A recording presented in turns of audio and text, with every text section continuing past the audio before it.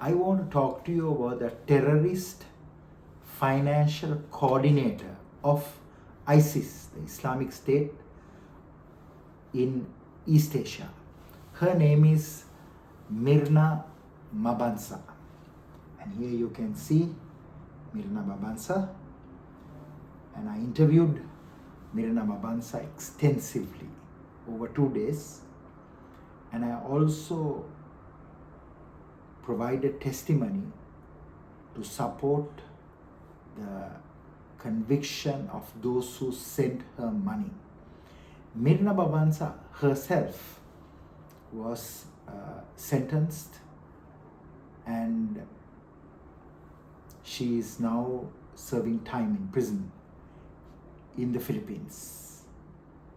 Now, as an expert witness, my assistance was to provide the background and the context to the judges, because that context and background is what eventually helps the judges to understand what happened and to make a judgment with regard to the accused or the suspect. So let me share with you the story of Mirna Mabansa. Mirna Mabansa was a kindergarten teacher in Zamboanga in the Philippines. And Mirna Mabansa's cousin, a man called Masran Ajijul, introduced Mirna Mabansa to the first ISIS leader in East Asia.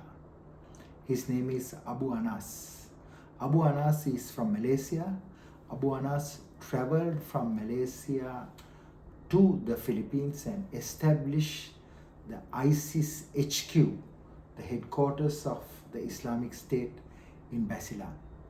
And Masran, who is the cousin of Mirna Mabansa, was a member of the Abu Sayyaf group. He was the coordinator for foreign operations in Malaysia, and he arranged for Mirna Mabansa to meet with the first emir or the first leader of ISIS in East Asia, Abu Anas. They married in 2015, but it was a very short-lived marriage because Abu Anas was killed. But she conceived Abu Anas' baby. So I examined the financial records from around the world because she received many transfers. But of course, I served as an expert witness for the Malaysian Attorney General's Department and for the Malaysian Special Branch, where I wrote expert testimony to prosecute 3 individuals who sent her money. One is Benjamin Rosdi, and the other one is Zainul bin Mahmoud, and Zainul's wife, Satra Hussein. The story of Mirna Mabansa is that she initially started to work for Abu Anas, the ISIS leader in Southeast Asia. It's called the East Asia Vilayat. Vilayat means the province of the Islamic State. Mirna initially worked for money, for a payment. But later, she was proposed to Abu Anas.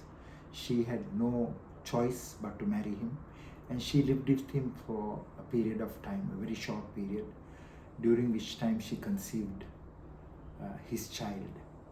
So when I look at Mirna's accounts, I would like to make 3 observations.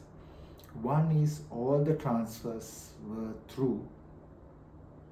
not through cryptocurrency.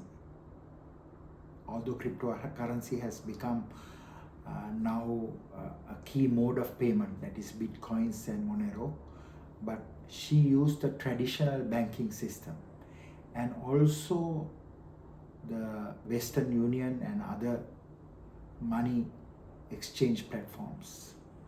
So she was responsible for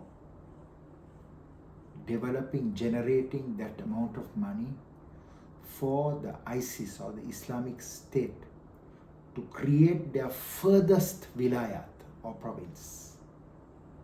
And her assistance enabled ISIS or the Islamic State to siege an entire city in the Philippines called Marawi. And for several months, the siege of Marawi could not be broken because financially she capacitated ISIS with her skills and capabilities. She was very meticulous and she was excellent in her engaging operations to raise the funds, that is to collect the funds, to move the funds, to store the funds, and to disperse the funds. She also engaged in some procurement, but it was mostly her cousin, Masran Ajijul, who purchased the weaponry and the dual user technologies. Her background is very interesting. Her father was killed when she was when she was a child, and she came under the influence of her mother. Her father's family and her mother's family both tried to influence her. And while one family made her into a kindergarten teacher, another family committed her to supporting Abu Sayyaf group and ISIS, Islamic State. So she was torn between these two groups. But eventually she decided to abandon a government job that she had as a kindergarten teacher, which is very prestigious in the Philippines, and then move towards the orbit of Abu Sayyaf group and ISIS or the Islamic State. She knew very well that the funds she raised was going for terrorism and extremism.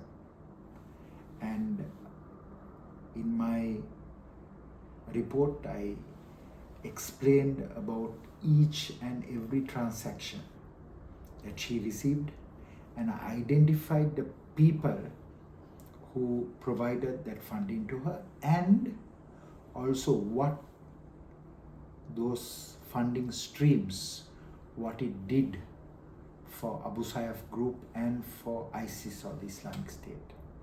After her husband, Abu Anas, was killed, there were many other suitors for her because she was quite an attractive woman.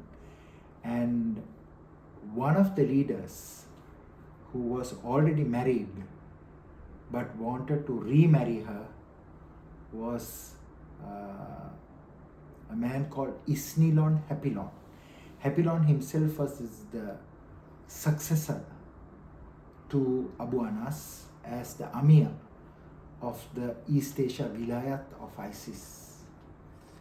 And when I interviewed Mirna Mabansa, she informed me that she was also in contact with Isnilon Hapilon. So there were many factors that enabled us to establish that she was working with Abu Sayyaf group and later with ISIS or the Islamic State.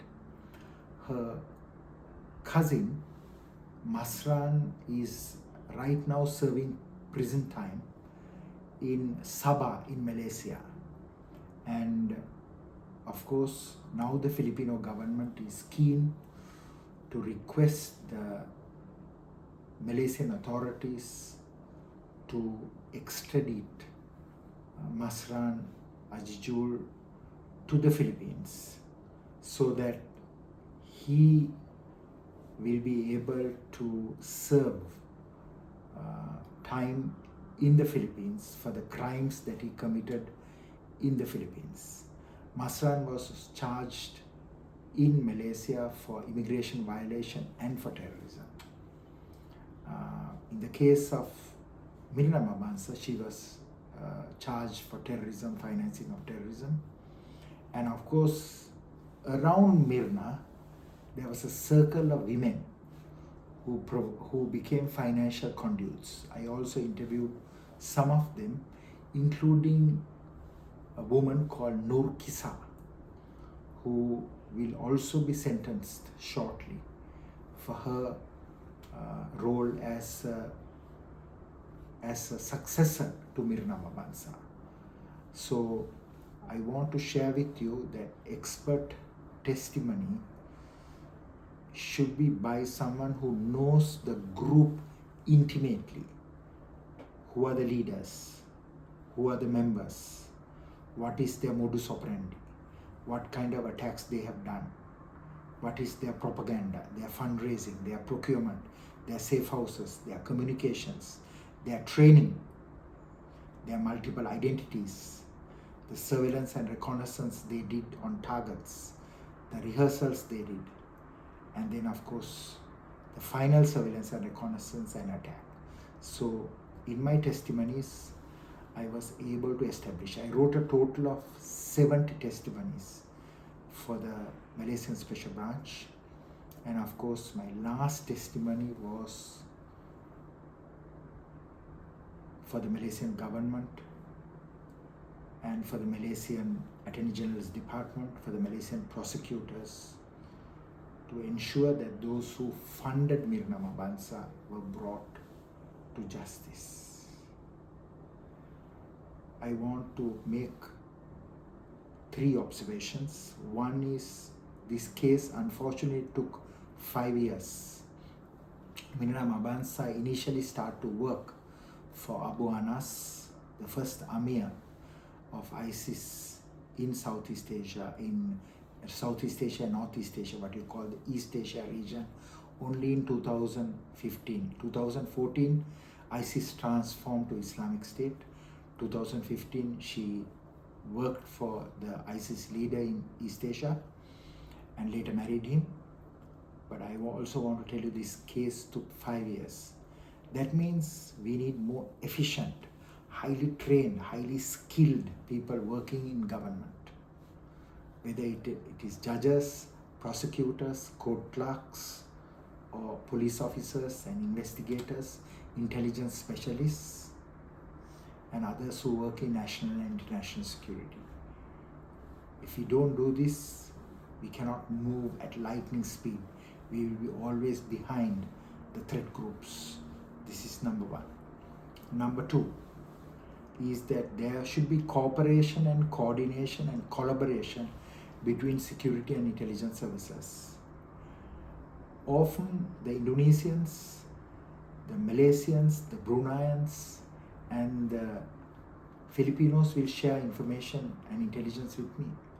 But between those countries, sometimes they will be reluctant.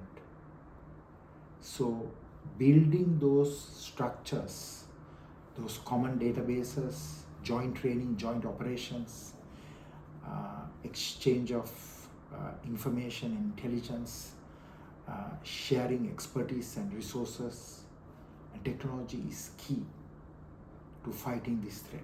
This is the second. The third is, there is something called a national security law enforcement system, and it ends with the criminal justice system. So the intelligence officers should work very closely with the investigators. The investigators should work very closely with the prosecutors and with the judges and with the probation people and those who are working in the prison, those who are doing rehabilitation. So it's one system, but unfortunately it's fragmented and often they don't communicate to each other. If we can build this system through training, through education, then we will succeed in the fight. Otherwise, governments will always be trying to catch up in the fight against terrorism. Thank you very much.